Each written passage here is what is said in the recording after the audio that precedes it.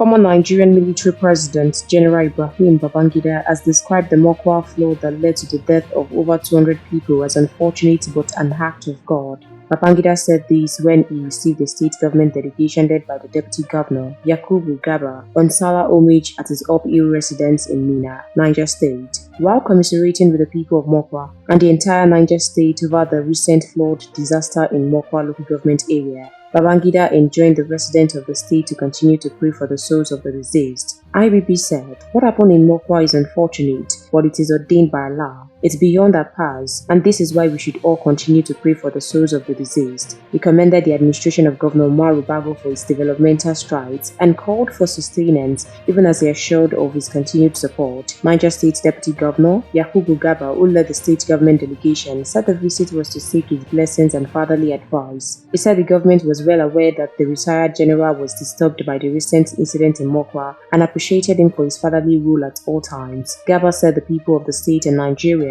in general are appreciative of his diligent service to the country and assured him that the state government will not fail him as he remains a pillar of hope for the nation. We'll continue to supply you more trending news updates and exclusive videos. Share your thoughts with us in the comment box section below and keep watching Naija News TV.